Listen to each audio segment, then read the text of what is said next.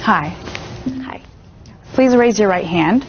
Do you swear to tell the truth, the whole truth, and nothing but the truth, so help you? Yes, I do. Thank you. Please be seated. Do you know what it means to tell the truth? Yes, when you're telling the truth, you're not lying. Yes, that's correct.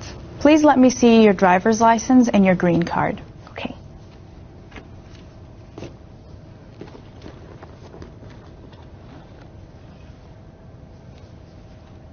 What is your current legal name? It's Jennifer Lay. And do you also go by Jenny? Yes, that's my nickname. Do you want to change your name? No, I don't. And is your social security number 123456789? Yes, it is. Were you born on September 27th, 1973? Yes, that's correct. Are you still a citizen of Vietnam? Yes, I am. And you say here that one of your parents is a U.S. citizen. Yes, my mom is. When did she become a U.S. citizen? Last year, she was so happy she told me to apply. What is your marital status? I've never been married. Okay. And what is your home address? It's 1145 Wilshire Boulevard in Los Angeles, but I'd like to add a mailing address if I can. Sure. What is it? It's P.O. Box 1179, Los Angeles, California, 90017. And your daytime phone number is 213-555-7500? Yes, that's correct. And how tall are you and how much do you weigh? I'm 5'5" and 115 pounds. And when did you move to your current address? I moved there on May 15th, 2005. And before then, you were in Albuquerque, New Mexico. Yes, that's correct. Where do you work? At Turtle Rock Systems? And you started there in March 2001? Yes, that's right. Okay, so that covers the last 5 years. What is your current job title? I'm a software developer. Your application says here that you have made 3 trips outside of the United States since you became a permanent resident. Is that correct? Almost. I made a trip to Mexico with my friends last month. And how long was that trip? Just for the afternoon. Okay, we don't need to include any trips on here that were less than 24 hours. But I see here that you have a trip to New Zealand that lasted 7 months. What was the purpose of that trip? Oh, I had the opportunity to teach over there. I had a great time. That sounds like fun. Did you maintain any ties to the U.S. during your absence? So what does that mean? Was your family here? Did you have a job to come back to? Did you have any property here? Really anything that shows that you maintained your residence during your absence. Okay, both my mom and my sister were here in the United States, and my boss at Turtle Rock Systems kept my job open for me until I came back. Okay, have you ever been married? No, I haven't, but I'm engaged now. Oh, congratulations. Do you have any children? No, I don't. All right, let's go through these questions. Have you ever claimed to be a United States citizen? No, I haven't. And have you ever registered to vote? No.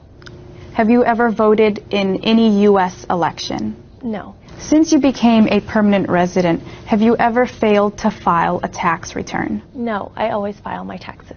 Do you owe any taxes that are overdue? No, I don't. Do you hold any title of nobility in any foreign country? I wish. Me too.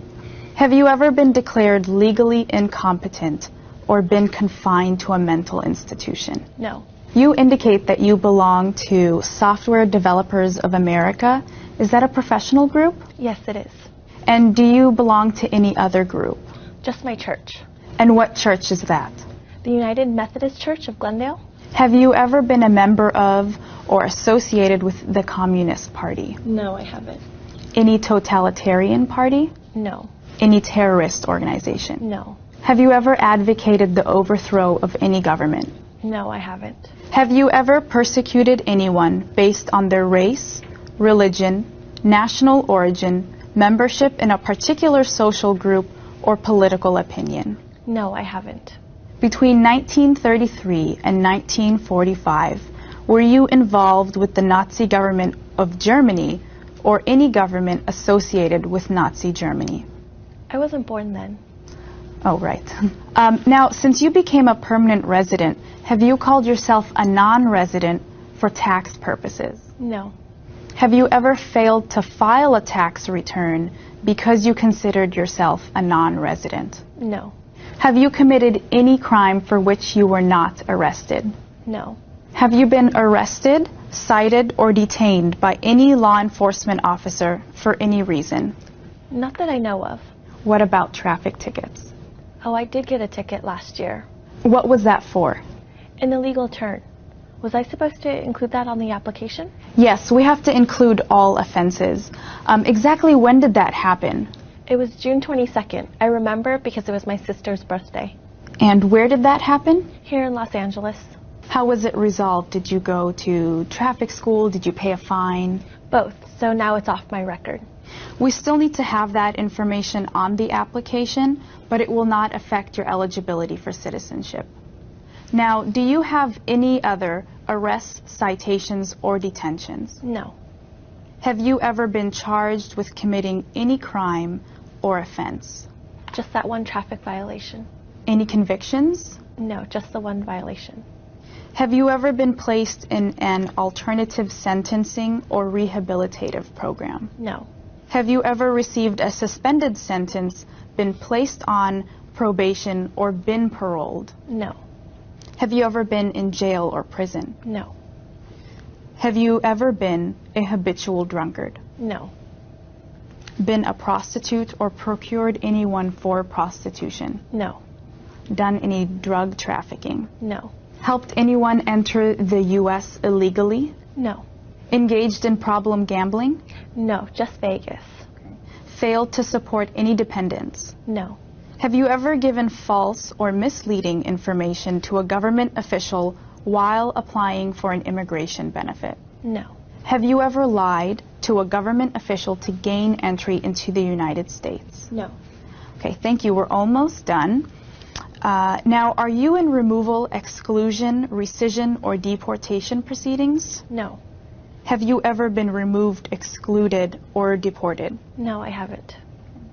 Have you ever been ordered to be removed, excluded, or deported? No. Have you asked for any kind of relief from removal, exclusion, or deportation? No, I haven't. Have you ever served in the military? No. Now, do you support the Constitution and the form of government in the United States? Yes, I do. And do you understand the oath of allegiance? I do. And are you willing to take the oath of allegiance to become a citizen? Yes, I am. Are you willing to bear arms on behalf of the U.S.? Yes, I am. Are you willing to perform non-combatant services in the military? Yes. Are you willing to perform work of national importance under civilian direction? Yes, I am. Great. And who is the organization that helped you prepare your application? The Asian Pacific American Legal Center. They're the best. I'm sure they are. Okay, these are the changes I made to your application based on what you told me. If these are correct, please sign in this box and date here.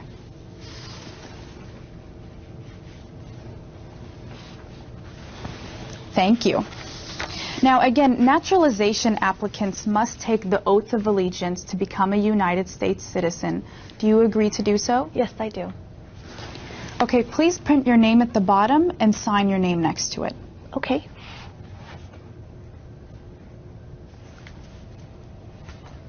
Okay, let's take care of a few more things.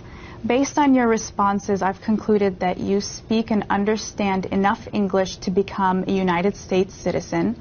We also have to make sure that you're able to read and write English. Please read this sentence. Oh no, read it out loud to me. Oh, I'm sorry. George Washington was the first president of the United States. And please write down, the White House is in Washington, D.C. Okay. That's perfect, thank you. Now we've come to the history and government examination. Are you ready? Yes, I am. I've studied. Great. Just try and be calm and you'll do fine. The first question is, what is the supreme law of the land? The Constitution. That's right. What is the economic system in the United States? The market economy. The House of Representatives has how many voting members? 435. If both the president and the vice president can no longer serve, who becomes president? The Speaker of the House. Under our Constitution, some powers belong to the federal government. Name one power of the federal government. To print money. What are two rights of everyone living in the United States? Freedom of speech and freedom of assembly. Why did the colonists fight the British? Because of high taxes. What territory did the United States buy from France in 1803? The Louisiana Territory. Who did the United States fight in World War II? Japan, Germany, and Italy. Name one U.S. territory. Hawaii. Well, you did very well. You got 9 out of 10 questions correct, and that's more than enough to pass. For the last question about a U.S. territory, Hawaii is not a territory, it's a state. You could have said Puerto Rico, the U.S. Virgin Islands, American Samoa, the Northern Mariana Islands, or Guam. But anyhow, you were successful on the exam, and you also passed the interview. Congratulations. Now let's finish up a few more things, and we'll have you out of here.